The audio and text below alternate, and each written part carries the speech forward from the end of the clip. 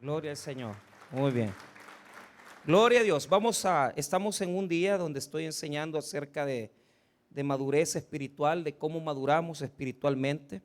Y quiero que me acompañe a Santiago capítulo 1 y vamos a leer unos textos de esa epístola maravillosa de Santiago. Santiago 1, verso 2. ¿Cómo adquirir madurez espiritual? Madurez espiritual. Muy bien.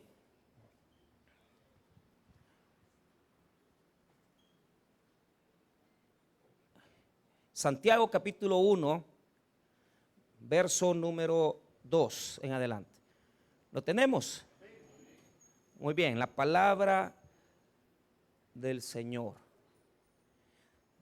nos va a hablar acerca de la madurez espiritual. Muy bien, Santiago 1, 2, la palabra del Señor dice así: hermanos míos, tened por sumo gozo cuando os halléis en diversas pruebas, sabiendo que la prueba de vuestra fe produce paciencia. Mas tenga la paciencia su obra completa, para que seáis perfectos y cabales, sin que os falte cosa alguna. Vamos a orar. Padre, te pido que puedas bendecir tu palabra, que nos animes, bendito Señor, a poder seguir cosechando fruto en nuestra vida, Señor, de tal manera que a través del conocimiento de las Escrituras podamos crecer, desarrollarnos, pero sobre todo que podamos dar la medida del carácter, Señor, que a ti te agrada. Te damos las gracias en el nombre de Jesús. Amén y amén. Pueden tomar asiento. Muy bien. La madurez espiritual es algo formidable, es algo que en las Escrituras el Señor lo revela de una forma muy bonita. Hay que ir detallándola prácticamente, hay que ir buscándola. Pero les voy a decir por qué Dios ama a la persona madura. Dios ama a la persona madura porque tiene peso de gloria. Diga conmigo, peso de gloria. ¿Qué significa tener peso de gloria? El peso de gloria es el que adquirimos cuando a través de diferentes dificultades, a través de diferentes pruebas, crecemos espiritualmente. Y el peso de gloria en nosotros se vuelve más grande, más eterno, más calificado para la gloria de Dios. ¿En qué sentido? Lo que vamos a llevar una vez que muramos de este mundo no son las posesiones, sino que es el carácter. El Señor necesita que sus hijos sigan experimentando procesos de cambio, que sigamos experimentando procesos de transformación interior. Y lo único que permite que el cristiano sea procesado y que sea un hombre conforme al corazón de Dios es el proceso del carácter. Entonces, el carácter nos permite accesar a bendiciones. Número uno, la obediencia de la madurez nos permite accesar a una bendición abundante de Dios.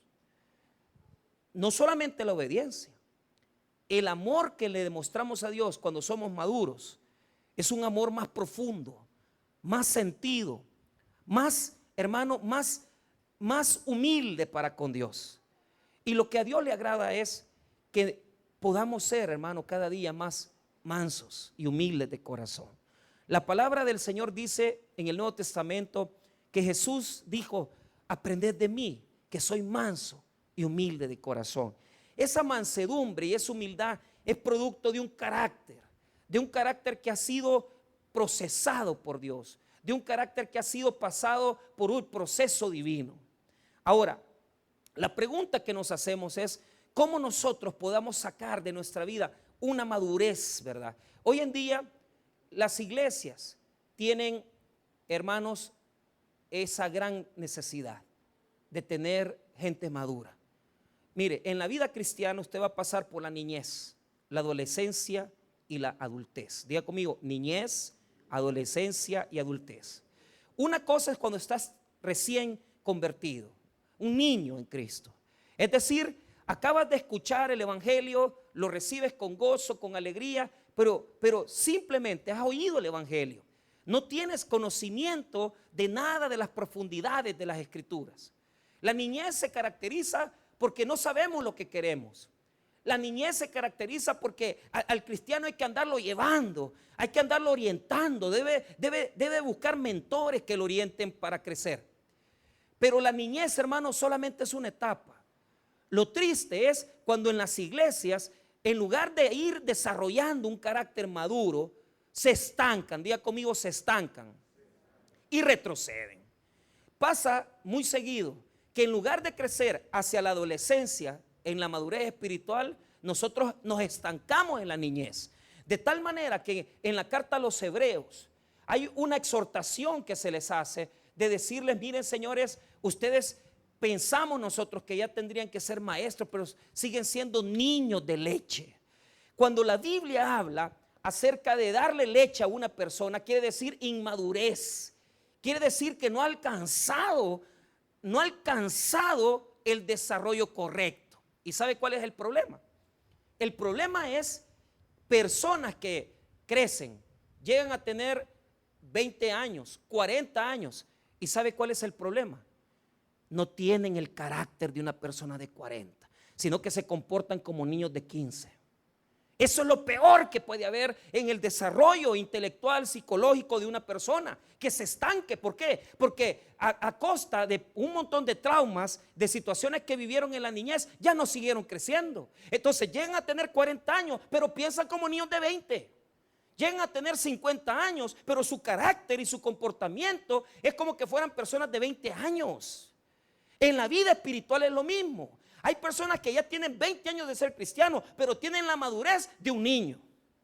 Tienen la madurez de un bebé, que no se les puede decir nada, que no se les puede encomendar nada, que no se les puede dar una misión, que no se les puede entregar un compromiso, porque lo destruyen. No son capaces, diga conmigo, no son capaces de ser responsables.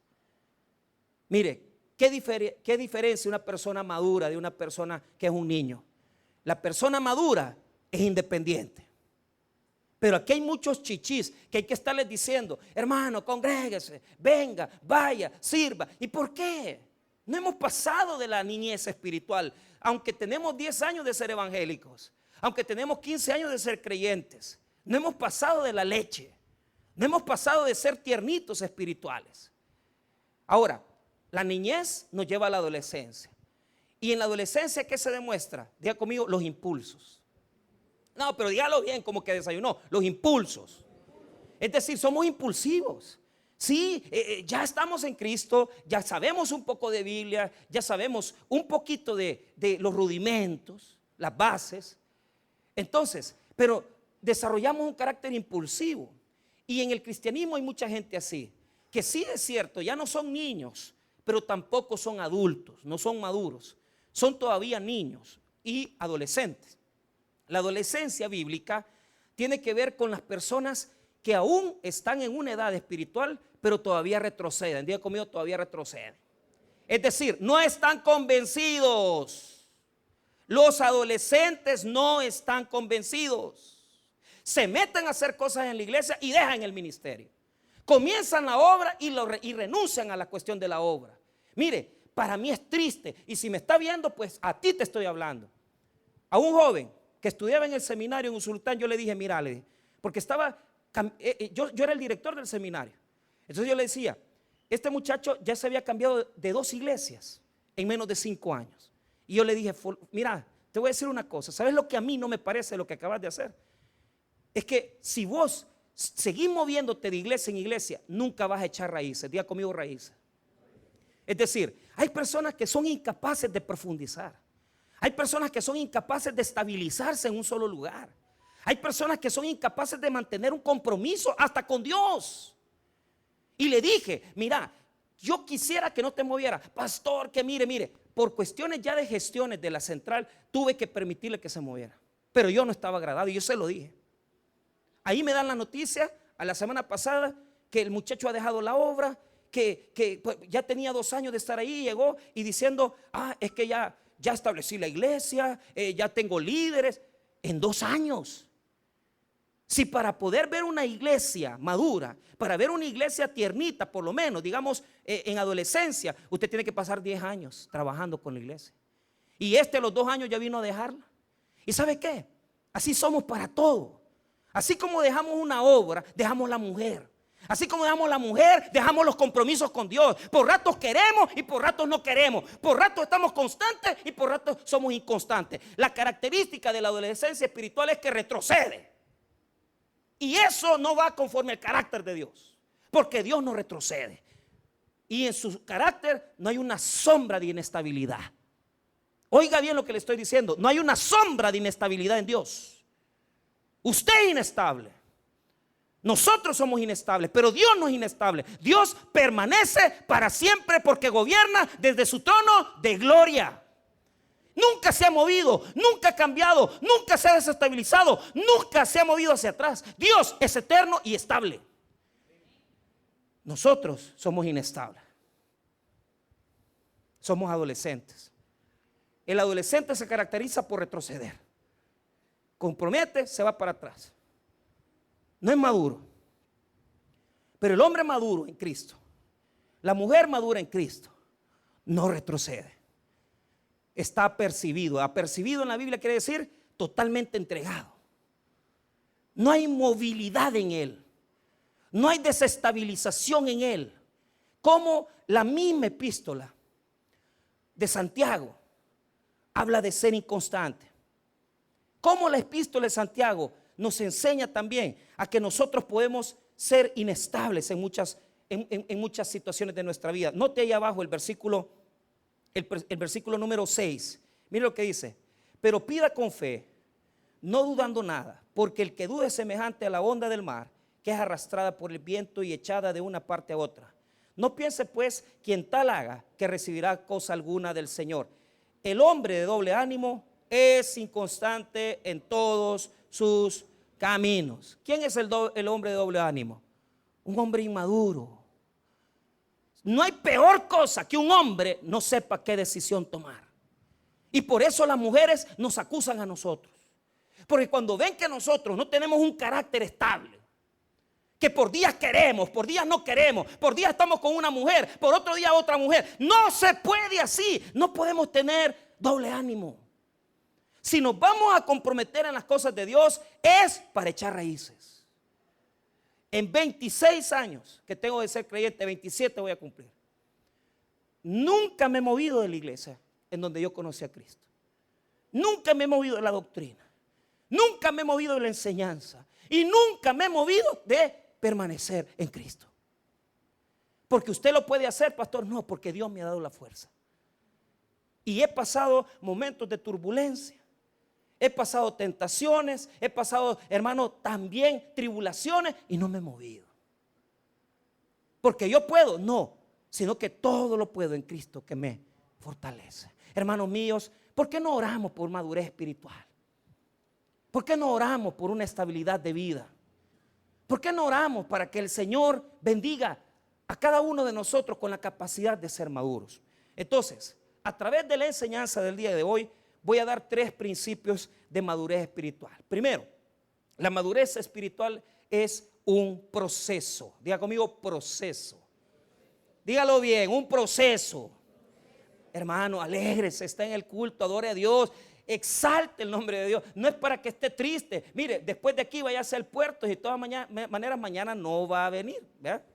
Entonces, hay muchos hermanos que agarraron zumba desde ayer. Ya sabían que no iba a trabajar el primero. Pero ¿cuál es el punto? Es un proceso. ¿Amén? Ok, pero ¿en qué consiste? La pregunta es, vaya, míreme a mí pues. ¿En qué consiste ese proceso? Imagínense cuando estemos ya a las 10 de la mañana con ese aire, el auditorio oscuro, una luz tenue, dormidos aquí. Vamos a abrir a la iglesia. Vaya. Es un proceso. Amén, hermanos. Es un proceso de aprobación. Diga conmigo aprobación. O sea, si hay algo por lo que yo quiero luchar en mi vida, es por la aprobación de Dios.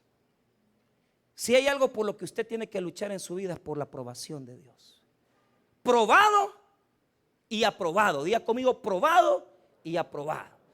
La única manera de adquirir madurez espiritual, el camino de la madurez es el proceso de prueba. La primera vez que yo oí esto fue hace unos 18 años. Estábamos allá en Apaneca, en una iglesia pequeñita, un templo pequeñito. Y el pastor fundador, fuimos en las motos, todos los que andaban ahí con él. Y me acuerdo que llegamos, bien emocionado. Yo no conocía muchas cosas todavía del evangelio. Y hoy me acuerdo haber nos parqueamos las motos allá afuera del templo, un templo pequeñito, unas bancas poquitas. Y de repente era un sábado, bien me acuerdo, era un sábado por la mañana. Y ese día se había establecido el culto y el pastor general había llegado a visitar al pastor Urquía, que es el pastor de Apaneca. Entonces, yo no sé qué pasó, porque el hombre, el siervo, había pasado varios procesos. Había pasado varios procesos de prueba. Había pasado varias situaciones. Pero me acuerdo que cuando estaba comenzando a predicar el pastor, dijo esta palabra. Oiga bien lo que dijo. Hermanos, el pastor Urquía es un hombre probado y aprobado. Probado y aprobado. Diga conmigo, probado y aprobado. Había pasado por muchas cosas duras y nunca había dejado de ir a Apaneca. Entonces dijo el pastor, desde el próximo mes nosotros vamos a comprar este terreno y vamos a construir una iglesia, una mega iglesia aquí, dijo. Es necesario bendecirlo. Hermano, yo por ahí entendí que el ser probado y aprobado tiene que ver con manejar bendiciones. Muchas personas aquí son autodestructivos. Diga conmigo, autodestructivos. Es decir, son capaces de generar cierto tipo de bendición. Son capaces de generar cierto tipo de prosperidad. Son capaces de tener algunas cosas que de repente vienen a su vida. Pero escuche bien, hemos generado un carácter autodestructivo. Es decir, nos casamos, destruimos el matrimonio. Tenemos un carro nuevo, lo perdemos. Comenzamos un trabajo, nos despiden. ¿Por qué? Por el carácter autodestructivo. Generamos el fruto, pero no lo sabemos hacer crecer, no lo sabemos madurar. Hermanos míos, la gran desgracia, la gran maldición de un hombre que no sabe madurar es que estropea las bendiciones de Dios. La diferencia entre un hombre aprobado y un hombre que no ha sido aprobado es que podés llegar a tener una casa, podés llegar a tener un carro, podés llegar a tener lo que querás, pero lo vas a perder porque no estás capacitado. Decí conmigo, no estamos capacitados. Lo vas a perder. Pero el hombre probado y aprobado sostiene, multiplica y fructifica. Sostiene, multiplica y fructifica. En él, todo lo que le ponga en la mano a un hombre aprobado es prosperado. ¿Ah? Todo lo que le pongas en la mano a un hombre aprobado va a prosperar. Yo puedo sacar a ese pastor de ahí e irlo a meter a otro cantón y va a prosperar. ¿Sabes por qué? Porque tiene carácter de maduro. Pero diferente, que hay personas que dicen, es que en esta empresa no me ha ido bien. Es que con esta mujer no me ha ido bien. Y ahí andan cambiando de empresa, de negocio, de mujer, hasta de hijos cambian. Mira, ahí que no estabas creando a tus hijos. No, estoy creando los hijos de la otra señora. ¿Por qué? Porque no son capaces de madurar.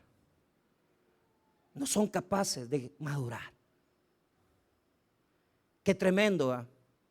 Hay mucha gente aquí que ya tiene bastante edad y no son maduros. No han madurado. Dios quiere poner sobre ellos bendición y no puede. Porque todo lo que te da, lo destruyes. Todo lo que te pone, lo destruyes. No estás capacitado. ¿En dónde vemos eso? En el texto número 2 y 3. Vean lo que dice Santiago 1, versos 2 y 3. Hermanos míos, tened por sumo gozo cuando os halléis en diversas pruebas. Hasta ahí. Primero, las pruebas para el creyente son oportunidades de crecimiento. Amén. El proceso de la prueba nos da crecimiento en madurez espiritual. Amén. Ok, pero escuche bien lo que voy a decir. ¿Por qué cuando viene la prueba a nuestra vida no tenemos que sentirnos humillados? No tenemos que sentirnos decaídos. Porque la prueba trae bendición. Diga conmigo, la prueba trae. Usted es un siervo y una sierva procesado, puesto a prueba. Usted soporta la prueba y usted aprueba la prueba, y ahí viene la bendición de Dios. El proceso inicia con la prueba. Usted soporta la prueba y al soportar la prueba usted aprende de la prueba, y esa prueba lo hace más maduro, probado y ¿entienden el proceso de prueba? Ahora, ¿qué se da en la prueba? Diga conmigo, la prueba es un proceso de separación.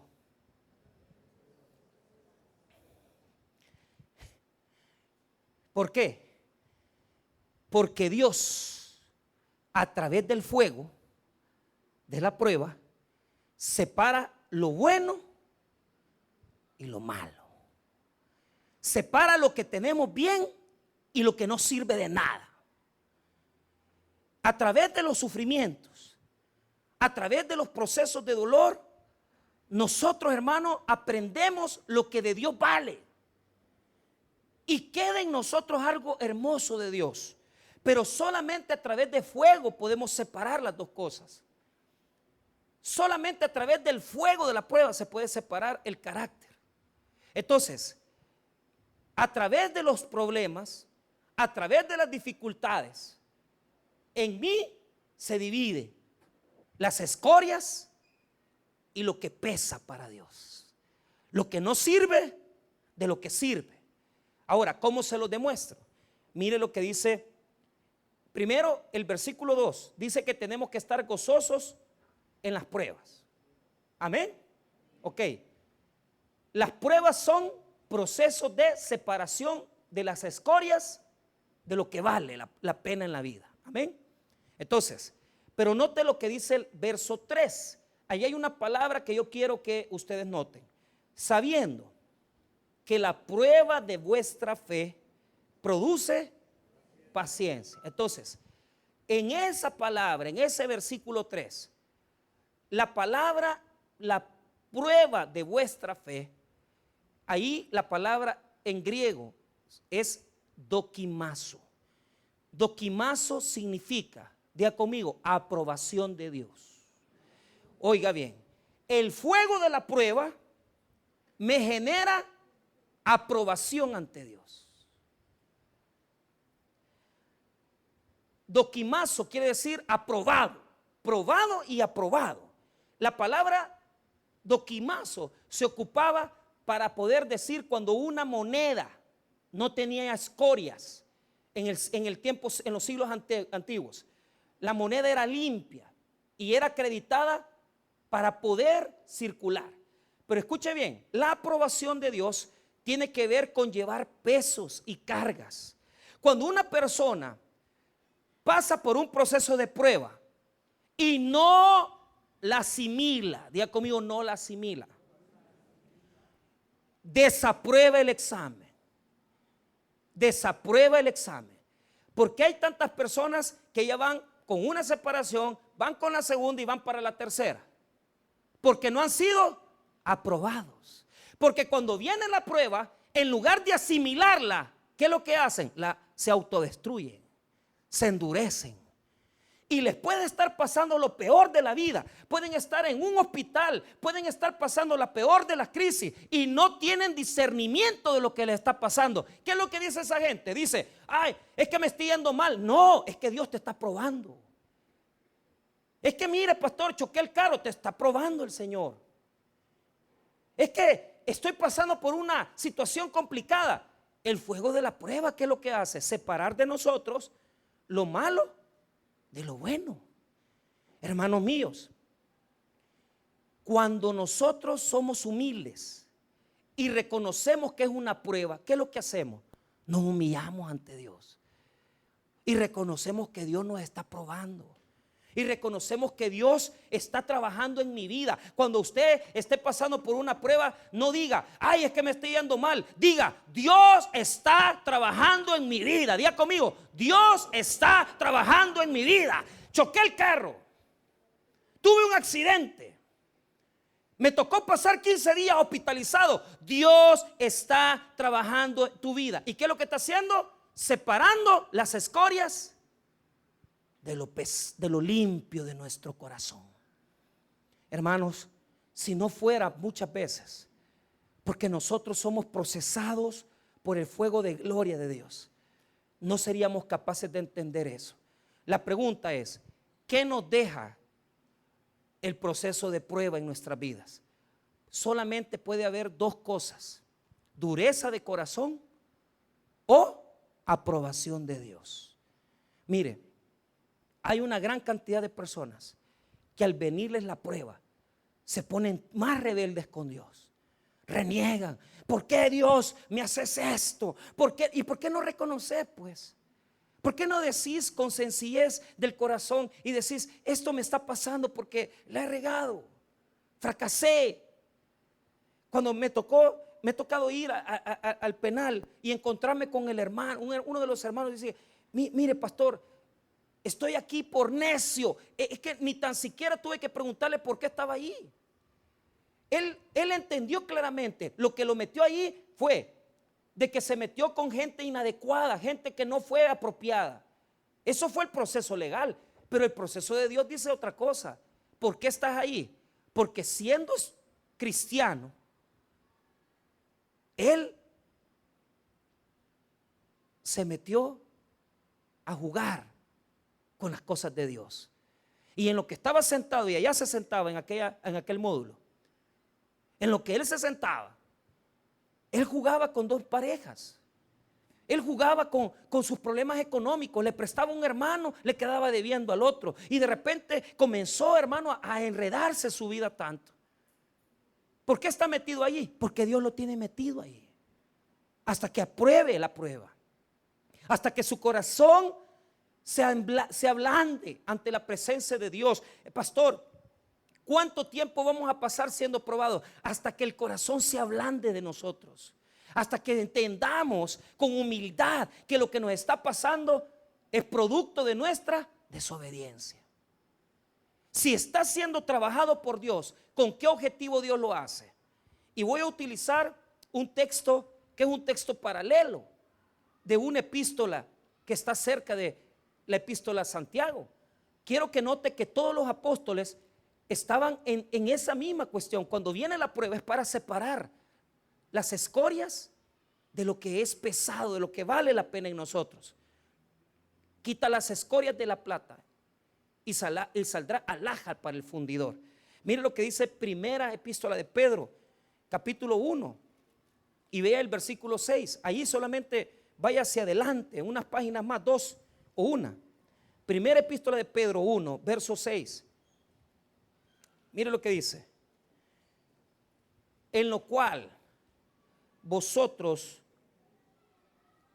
os alegráis, aunque ahora por un poco de tiempo, si es necesario, tengáis que ser afligidos en diversas pruebas, para que sometida a prueba vuestra fe, mucho más preciosa que el oro, el cual, aunque perecedero, se prueba con fuego, sea hallada en alabanza, gloria y honra cuando sea manifestado Jesucristo. ¿Qué es lo que está siendo pasado por el fuego? Nuestra fe.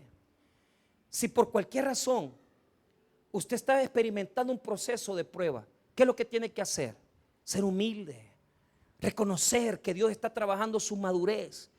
Y mire, hermano, Dios es especialista en arrancarnos malos comportamientos. Dios es especialista en arrancarnos malas conductas. Mire, pasó el problema de unos amigos, de un amigo mío, dos. Se empleitaron gravemente. Pero los dos son pastores, los dos son pastores. Pero uno de estos pastores tenía contacto con pandilleros. Y con ese contacto que tenía, o sea, ¿cómo uno puede, como siervo, verdad, meterse en situaciones que no valen la pena? El carácter de él no era un carácter aprobado. Pero ¿qué sucedió? Habló con la gente, pandilleros amigos que tenía, y les dijo: mira, quiero que amenaces a fulano. Hermano, ha hecho que le hablen por teléfono al otro pastor para que lo amenazaran. Y los muchachos comenzaron a amenazarlo, pero uno de la pandilla conocía al otro pastor y le dijo: mire, pastor, le dijo, a usted el que lo está queriendo hostigar es el pastor fulano. Imagínense, pleito de pastores. Entonces él se puso a orar, habló con los de la pandilla, pero hasta ahí llegó. ¿Cuál fue el problema? Dios lo disciplinó. ¿Por qué? Porque si vos estás en los caminos de Dios y tu carácter no es aprobado por Dios, todavía no es maduro para los ojos de Dios, Dios te va a procesar. Le encontraron cáncer. Le encontraron cáncer, hermano. ¿Sabe qué? Yo vi el día que llegó a pedirle perdón al otro pastor. Oiga bien lo que hizo. Se le hincó y le pidió: te pido, fulano, le dijo, que me perdones lo que te hice. Ese hombre es un soberbio, era un orgulloso, pero con el cáncer metido en su cuerpo, que estaba ya avanzando, no quiso jugar, porque sabía que esa era la disciplina de Dios. ¿Y sabe qué? Llorando con lágrimas, le agarró la mano y le dijo: perdóname. Y le dijo: mira, yo ya te perdoné lo que me hiciste. Cuando este le dijo: yo ya te perdoné, ahí estuvo la liberación. Diga conmigo: la liberación. Yo pregunto, en su vida, ¿cuántas cosas Dios quiere arrancarle? La soberbia, el orgullo, la altanería, nuestras deficiencias de carácter, nuestros adulterios. Hermano, muchas veces nos va a doler, pero es la única forma de entender que Cristo quiere un carácter aprobado de sus hijos. Porque si no, nunca va a resplandecer en nosotros la gloria de Dios. ¿Sabe qué pasa cuando Dios quita la escoria? Queda un carácter más fino ante los ojos del Señor. ¿Por qué? Si usted lee conmigo ahí mismo en primera epístola de Pedro 1, verso número 8, despuesito del versículo que hemos leído: a quien amáis sin haberle visto, en quien creyendo, aunque ahora no lo veáis, os alegráis con gozo inefable y glorioso, obteniendo al fin de vuestra fe, que es la salvación de vuestras almas. ¿Qué es lo que está haciendo Dios a través del proceso de prueba? Quitándonos el carácter equivocado. Hay un Michael de 20 años que no tiene nada que ver con el Michael de hoy. ¿Por qué? Porque hay cosas en mi vida que estaban tan impregnadas: la mentira, el orgullo, las cosas desagradables a Dios. Pero cada vez que yo he sido probado por Dios, Dios ha venido arrancando de mí lo que yo era antes. Y hoy ya no soy lo que yo era antes, porque cada vez que el Señor me ha metido un proceso de prueba, Él ha arrancado de mí la escoria, Él ha quitado de mí la suciedad, y cada día más me ha dado el carácter de Cristo. Solamente así queda en nosotros la imagen esculpida de Cristo en nosotros. ¿Usted le duele lo que está pasando? No se preocupe. ¿Sabe por qué? Le están dando el rostro de Cristo. A usted le duele que le estén metiendo el clavo y lo estén tallando como que fuera una obra. No se preocupe, porque después de esa prueba que usted está viviendo, usted va a ser más parecido al carácter de Cristo Jesús. Y usted va a reflejar la gloria de Dios en su carácter y en su vida. No se enoje, no se frustre. Dios está dejando un sello en usted que nos hace parecernos cada día más a Jesús. ¿Por qué? Porque Jesús también sufrió y padeció. Y nosotros como hijos de Dios nos vamos a parecer más a Cristo. Hermanos míos, cuando nosotros somos probados y aprobados, el Señor quita de nosotros la escoria y nos regala la gran bendición. Regrese conmigo a Santiago. Mire lo que produce una persona que asimila bien la prueba, una persona que asimila bien la disciplina. Ahí tenemos problemas con el sonido. Mire lo que deja en nosotros cuando nosotros somos humildes y decimos: sí, Dios está tratando conmigo, Dios está trabajando conmigo, Dios está puliendo mi carácter. Cuando usted se somete a Dios y se humilla ante Dios, mire lo que le regala Dios a usted. Esto es el producto de la prueba. Mire lo que dice el versículo 3: sabiendo que la prueba de vuestra fe produce, mire, nos hace pacientes. Ya no somos niños fluctuantes, sino que paciencia significa en ese texto que soportamos todo. Mire, yo veía que usted antes solo peleando con todo mundo andaba, y hoy ¿qué le pasa? Soy paciente.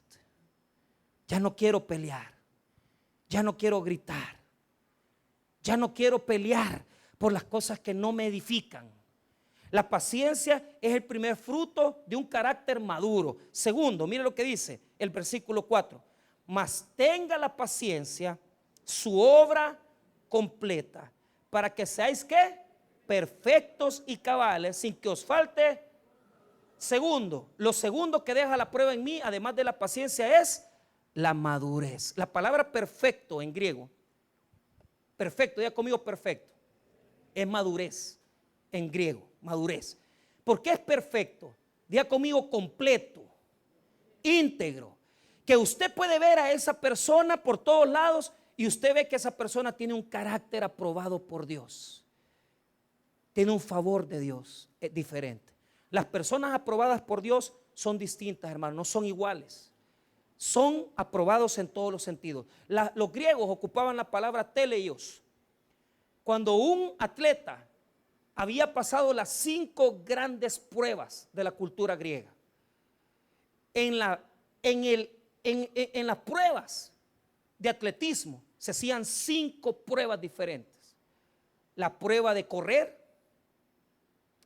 la prueba de la jabalina, la prueba del salto, la prueba del disco y por último la lucha griega. El que ha sido perfecto, teleios, ha pasado las 5 y las 5 las ha ganado. El cristiano que es completo es el que ha pasado por el llanto, es el que ha pasado por el ardor del fuego de la prueba. El cristiano probado es aquel que ha pasado por los momentos de dolor, carencia, soledad, por los momentos donde uno quiere salir corriendo y retroceder, pero a través del amor de Cristo uno se sostiene de la mano de Dios y dice: no voy a retroceder porque tengo la fe que Cristo me va a sacar. Un cristiano aprobado en todas las áreas no se mueve de donde Dios lo ha dejado. Eso es lo que usted tiene que buscar. Nunca lo mueva nadie. Que no lo muevan de donde Dios lo ha instalado. Pero lo más hermoso es que un hombre maduro y una mujer madura es paciente, es completo y estable. Pero ¿sabe qué? Hasta los demonios le tienen miedo a las personas maduras y aprobadas. ¿Por qué? Porque cuando Dios nos da un carácter, ¿por qué la persona aprobada? ¿Por qué tenemos que buscar ser personas aprobadas? Porque el hombre aprobado y la mujer aprobada ha peleado con 3. Ha peleado con los hombres, ha peleado con la prueba y ha peleado con los mismos demonios. Pero ¿sabes cuál es la más grande aprobación del hombre aprobado? Que esa persona se ha ganado sobre sí mismo, es decir, se ha vencido a sí mismo. no hay nada en la vida cristiana más grande que vencerse a uno mismo y someter lo que antes éramos y decir: si yo era alcohólico, ya no lo soy. Si yo era egocéntrico, ya no lo soy. Si yo antes era una persona altanera, someto esa deficiencia a Cristo, porque yo solo he ganado esta batalla. ¿Y sabes qué es lo que hace Dios? Nos pone un favor y una gracia diferente. Una persona probada y aprobada no es igual que las personas comunes, porque tienen un favor de Dios más grande. La gracia de Dios habita en ellos, la madurez de Dios está en ellos, la estabilidad está en ellos y crecen constantemente. Solamente les doy un ejemplo para poder cerrar. Cuando ustedes dicen: es que yo soy, una persona es madura. ¿Por qué es madura? Ahora se los explico con este texto. Tienen que retroceder hasta Zacarías en el Antiguo Testamento, Zacarías 3. Zacarías 3. ¿Por qué es maduro? Usted tiene que ir a Mateo, pasar al Antiguo Testamento, en las paginitas de ahí atrás, antes de Malaquías. Va a encontrar usted Malaquías y atrás de Malaquías está Zacarías 3. Ahí hay un ejemplo de lo que les estoy diciendo. Satanás ataca a la gente madura.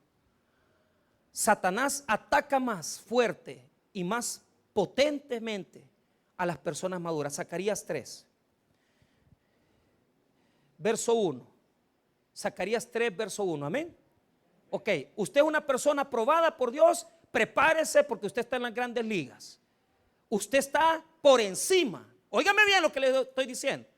Usted está por encima en su relación con Dios. El enemigo no quiere gente débil. El enemigo lo que anda buscando son líderes, hombres y mujeres de fe, que son fuertes en el evangelio. Y no hay nada mejor para Satanás que tener una acusación. Diga conmigo: acusación. Diga conmigo otra vez: acusación.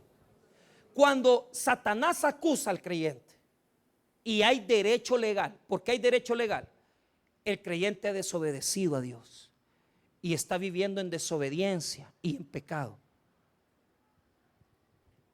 El enemigo tiene la facultad. El enemigo tiene la facultad de atacarlo. Tiene la facultad de no solamente atacarlo, sino que de humillarlo. Porque esas personas que han estado en el evangelio, de repente tropezamos y se escuchan escándalos de hombres y mujeres que se dejaron con sus parejas, de hombres y mujeres que cometieron tropiezos en su vida cristiana. Entonces, no soy maduro, pastor. Escuche bien dónde está la madurez. La madurez de un hombre cristiano y de una mujer cristiana no es que no cometa errores. La madurez de un hombre cristiano y de una mujer cristiana es que se sabe levantar de los errores que comete. Oiga lo que le estoy diciendo. ¿Cuál es el poder más grande que le ha dado a la gente madura a Dios? Que nos levantamos. Aquí hay gente que solo quieren ver la perfección. Aquí hay gente que solo quieren ver pastores que no tienen problemas en su casa, que no tienen problemas de deuda. Perdóneme, Señor, pero la iglesia está llena de gente imperfecta.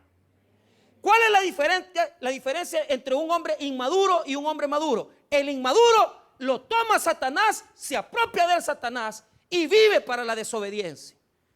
Pero el hombre maduro, el diablo lo ataca, pero inmediatamente sabemos que Satanás nos tiene bajo sus dominios.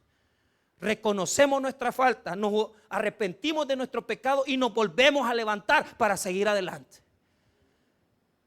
Pero te ensució tu testimonio, te ensució tu vida, te la va a ensuciar. Pero de algo yo te voy a saber decir de esto. La iglesia está llena de gente que nos hemos caído en el cristianismo, pero nos hemos vuelto a levantar. Y no nos rendimos, porque nuestro abogado es Jesucristo el Señor. Y aunque nos hayan embadurnado de suciedad el diablo, nos vamos a volver a levantar limpios por la sangre de Cristo Jesús. Gloria a Dios. Eso es madurez. Eso es madurar. Te equivocaste, reconocelo, levántate, porque Dios te está dando una oportunidad más. Ese es el hombre maduro.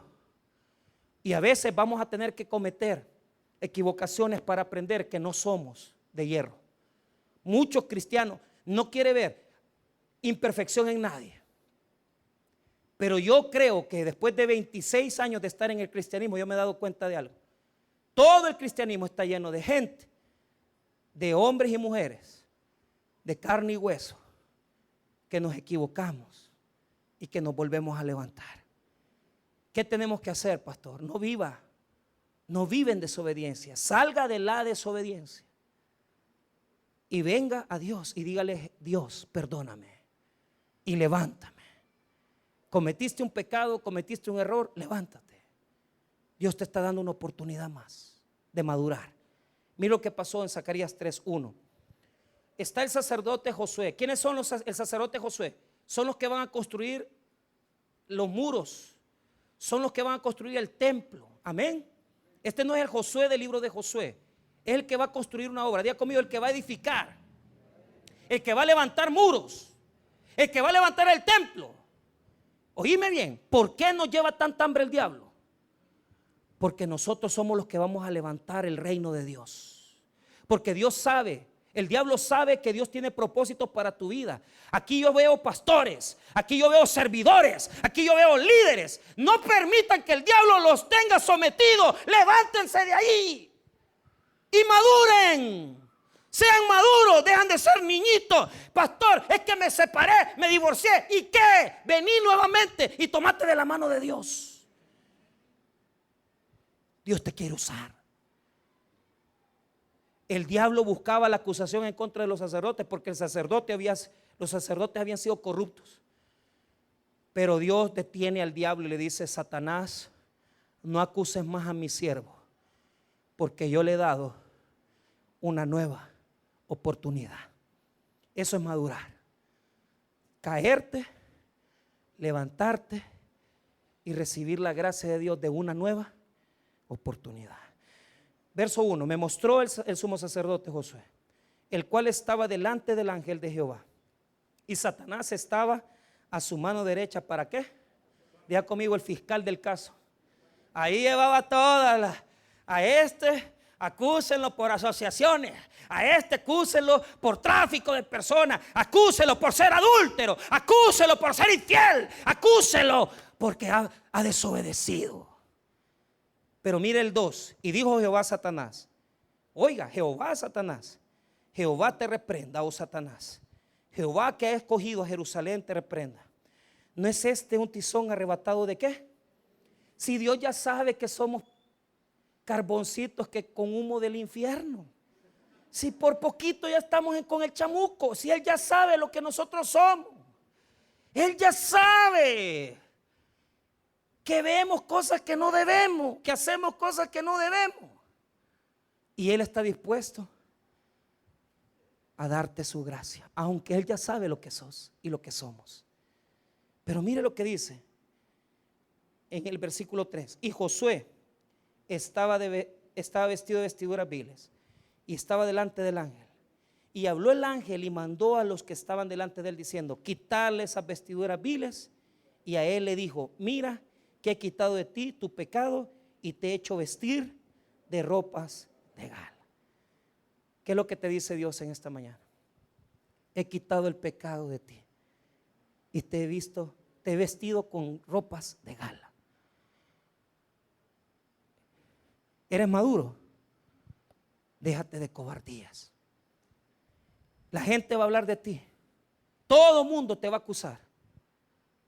Pero si has conocido a Cristo, la única manera de ser maduros es que aunque nos acusen, aunque nos señalen, nosotros sabemos que la gente nos quiere ver con vestiduras sucias. El diablo nos quiere ver con vestiduras sucias. La comunidad entera nos quiere ver con vestiduras sucias. Pero Dios ha dicho: quítenle la ropa sucia, porque yo lo voy a vestir con una vestidura nueva, porque lo he limpiado con la sangre de mi Hijo Jesucristo. Hermanos míos, no permitan que el testimonio que a veces nos equivocamos, que a veces damos, nos haga estar ahí toda la vida. Salgamos de esa situación de corrupción, volvamos a Dios y recordemos que aunque el diablo nos quiere ver con vestidos harapientos, Cristo nos ha dado una nueva vestidura, que es la vestidura de justicia en Cristo Jesús. Seamos maduros, crezcamos a través de las pruebas y a través de las caídas. Nosotros maduramos y nos levantamos para ser verdaderos hombres y mujeres de Dios. Vamos a orar, hermanos. Padre,